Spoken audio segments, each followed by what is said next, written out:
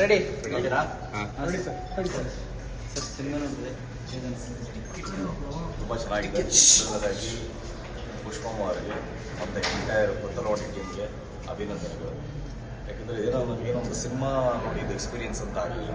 ನಿಜವಾಗ್ಲೂ ಒಂದು ಹಳ್ಳಿಯಲ್ಲಿ ಹೋಗಿ ಅಲ್ಲಿ ನಡೀತಾ ಇರ್ತಕ್ಕಂಥ ಒಂದು ರಾಜಕೀಯ ಇರ್ಬೋದು, ಮತ್ತು ಮಾನವೀಯತೆ ಇರ್ಬೋದು, ಮತ್ತು ಕೆಟ್ಟ ಗುಣಗಳಿರ್ಬೋದು, ಒಳ್ಳೇದಿರ್ಬೋದು, ಒಂದು ಲವ್ ಸ್ಟೋರಿ ಇರ್ಬೋದು, ಎಲ್ಲನೂ ಸಹ ಒಂದು ಹಳ್ಳಿನಲ್ಲಿ ಹೋಗಿ ಒಂದು ಅನುಭವಿಸಿದಂಥ ಫೀಲಿಂಗು ಸಿನಿಮಾ ನೋಡಿ ನನಗೆ ಬಂತು. ಎಂಟೈರ್ ಸಿನಿಮಾದಲ್ಲಿ ಸಾಕಷ್ಟು ಜನ ಹೊಸಬರಿದ್ದಾರೆ. ಟೆಕ್ನಿಷಿಯನ್ಸಿಂದ ಹಿಡಿದು ಆರ್ಟಿಸ್ಟ್ಗಳಿಂದ ಎಲ್ಲರೂ ಅವ್ರ ಕೆಲಸ ಅದ್ಭುತವಾಗಿ ಮಾಡಿದ್ದಾರೆ. ಅದೆಲ್ಲ ತುಂಬ ಬಹಳಷ್ಟು ಇಷ್ಟ ಆಗಿದೆ ಅಂದರೆ ಒಂದು ಸಿನಿಮಾಟೋಗ್ರಫಿ.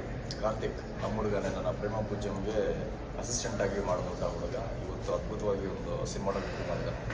ಹಾಗೆಯೇ ಬ್ಯಾಕ್ಗ್ರೌಂಡ್ ಸ್ಕೋರ್ ತುಂಬ ಅದ್ಭುತವಾಗಿ ಒಂದು ಬ್ಯಾಕ್ಗ್ರೌಂಡ್ ಸ್ಕೋರನ್ನು ಮಾಡಿದ್ದಾರೆ. ಆ್ಯಂಡ್ ಪೃಥ್ವಿ ಎಂಬರ್ ಇರ್ಬೋದು ಮತ್ತು ಹೀರೋಯಿನ್ ಕಾವ್ಯ ಅವರಿರ್ಬೋದು ತುಂಬ ಅದ್ಭುತವಾಗಿ ಅಭಿನಯಿಸಿದ್ದಾರೆ. ಸ್ಪೆಷಲ್ಲಾಗಿ ತುಂಬ ತುಂಬ ತುಂಬ ಅಪ್ರಿಷಿಯೇಷನ್ ಮಾಡಬೇಕಂತ ನನಗನ್ಸೋದು ನಮ್ಮ ಗೋಪಾಲ್ ಕೃಷ್ಣ ದೇಶಪಾಂಡೆ ಅವರ ಅಭಿನಯ. ಎಷ್ಟೋ ನ್ಯಾಚುರಲ್ ಆಗಿ ಇದೊಂದು ಅಭಿನಯ ಅಂತ ಅನ್ಸೋದೇ ಇಲ್ಲ. ಅಷ್ಟು ಚೆನ್ನಾಗಿ ಅದ್ಭುತವಾಗಿ ಆ್ಯಕ್ಟಿಂಗನ್ನು ಮಾಡಿದ್ದಾರೆ, ಪರ್ಫಾರ್ಮೆನ್ಸ್ ಮಾಡಿಸಿದ್ದಾರೆ, ಜೀವಿಸಿದ್ದಾರೆ ಒಂದು ಕ್ಯಾರೆಕ್ಟರ್ನ. ಸೊ ಹಾಗಾಗಿ ಪ್ರತಿಯೊಂದು ಕ್ಯಾರೆಕ್ಟರ್ ಸಿನಿಮಾದಲ್ಲಿ ಬರುವಂಥ ಪ್ರತಿಯೊಂದು ಕ್ಯಾರೆಕ್ಟ್ರೂ ಇದು ಯಾವುದೋ ಸುಮ್ಮನೆ ಹಾಕ್ಕೊಂಡಿದ್ದಾರೆ ಅಂತ ಎಲ್ಲೂ ಅನ್ಸಲ್ಲ. ಅಷ್ಟು ಚೆನ್ನಾಗಿ ಎಲ್ಲರೂ ಅಭಿನಯಿಸಿದ್ದಾರೆ. ನಾನು ಹೇಳಿದಾಗ ಟೆಕ್ನಿಕಲ್ ಟೀಮು ಅಷ್ಟೇ. ಬಹಳ ಮುಖ್ಯವಾಗಿ ಪುಷ್ಪಮ್ಮ ಅವರಿಗೆ ಅಭಿನಂದನೆಗಳು. ನಿಮ್ಮ ಧೈರ್ಯಕ್ಕೆ ನಾನು ಮೆಚ್ಚಬೇಕು. ಇಂಥ ಒಂದು ಸಿನಿಮಾನ ನೀವು ಮಾಡಿದ್ದೀರ. ನಮ್ಮ ಕನ್ನಡದ ಮಣ್ಣಿನ ಒಂದು ಹಳ್ಳಿ ಸೊಗಡಿನ ಸಿನಿಮಾವನ್ನು ನಮ್ಮ ಜನಕ್ಕೆ ಕೊಟ್ಟಿದ್ದೀರ. ಮತ್ತಷ್ಟು ಸಿನಿಮಾಗಳು ನಿಮ್ಮಿಂದ ಬರ್ತಾ ಇರಲಿ ಕನ್ನಡ ಚಿತ್ರರಂಗಕ್ಕೆ. ಇದೇ ರೀತಿ ಸಾಕಷ್ಟು ಜನ ಹೊಸಬರಿಗೆ ಒಂದು ಅವಕಾಶಗಳನ್ನು ಕೊಡೋಂತಾಗಲಿ ಅಂತ ಹೇಳೋದಕ್ಕೆ ಇಷ್ಟಪಡ್ತೀನಿ. ಚೆನ್ನಾಗಿ ಅದ್ಭುತ ಪ್ರದರ್ಶನ ತುಂಬ ಚೆನ್ನಾಗಿದೆ ಸರ್. ಆ ಸಿನಿಮಾನ ನೋಡಿದೆ ನಾನು. ಒಂದು ಕನ್ನಡದ ಒಂದು ಮಣ್ಣಿನ ಸಿನಿಮಾ, ಅದು ಸಹ ಬಹಳಷ್ಟು ಎಂಟರ್ಟೈನ್ಮೆಂಟ್ ಆಗಿದೆ. ಸೆಕೆಂಡ್ ಹಾಫಲ್ಲಿ ಒಳ್ಳೆ ಕಥೆ ಇದೆ. ಆಮೇಲೆ ಸಾಕಷ್ಟು ನಮ್ಮ ಕರಾವಳಿ ಪ್ರದೇಶದಂಥ ಪ್ರತಿಭೆಗಳು ಇವತ್ತು ಒಂದು ಲೈಮ್ ಲೈಟ್ಗೆ ಬರೋದಕ್ಕೆ ಸಿನಿಮಾ ಒಂದು ಕಾರಣ ಆಗಿದೆ. Totally family entertainment cinema. ತುಂಬ ಖುಷಿ ಆಗ್ತದೆ. ಇತ್ತೀಚೆಗೆ ಬರ್ತಾ ಇರ್ತಕ್ಕಂಥ ಕನ್ನಡ ಸಿನಿಮಾಗಳಿಗೆ ಒಂದು 2 ತಿಂಗಳಲ್ಲಿ ಏನು ಬೆಳವಣಿಗೆ ಇದೆ, ಅದ್ಭುತವಾಗಿದೆ. ಎಲ್ಲ ಥಿಯೇಟರ್ಗಳ ಮುಂದೆ ಹೌಸ್ಫುಲ್ ಬೋರ್ಡ್ಗಳು ನೋಡ್ತಾ ಇದ್ದೀವಿ, ಮತ್ತು ಜನಗಳನ್ನ ನೋಡ್ತಾ ಇದ್ದೀವಿ. ಸೂಫ್ರಮ್ಸು ನಾನು ಲಾಸ್ಟ್ ಮಂಡೇ ನೋಡಿದ್ದೆ. ಐ ಥಿಂಕ್ ಸೋಮವಾರ ದಿನ ಆ ಥರ ಒಂದು ಮಲ್ಟಿಪ್ಲೆಕ್ಸ್ಗಳಲ್ಲಿ ಸಿಂಗಲ್ ಥಿಯೇಟ್ರಲ್ಲಿ ಜನಗಳ ಸಾಗರ ನೋಡಿ ಎಷ್ಟೋ ದಿನಗಳಾಗೋದು. ನೋಡಿ ಕಣ್ ತುಂಬಿಕೊಂಡೆ. ನಮಗೆ ಭಾಳಷ್ಟು ಖುಷಿ ಆಯಿತು ನನಗೆ. ಈಗೇನು ಈ ಒಂದು ವಾತಾವರಣ ಮುಂದುವರ್ಕೊಂಡು ಹೋಗ್ತಾ ಇದೆ ಕನ್ನಡ ಚಿತ್ರರಂಗದಲ್ಲಿ.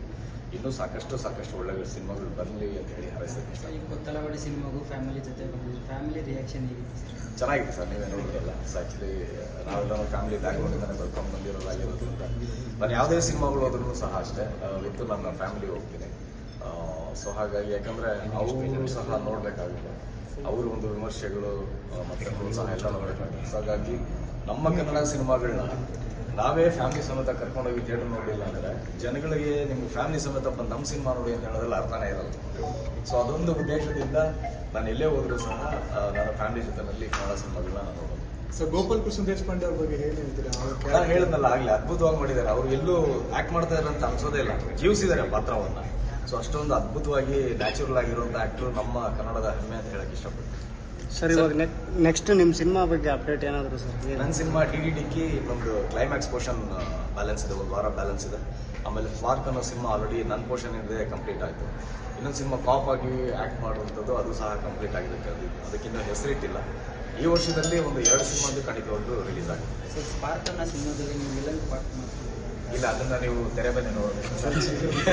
ಯಾಕಂದರೆ ನಾನಿಲ್ಲಿ ಹೇಳ್ಬಿಟ್ರೆ ಆ ಎಕ್ಸೈಟ್ಮೆಂಟ್ ಅಲ್ಲಿರೋದಿಲ್ಲ. ಸೊ ಹಾಗಾಗಿ ಅದನ್ನ ತೆರೆ ಮೇಲೆ ನೋಡಿ ನೀವು ಆನಂದಿಸ್ಬೇಕು.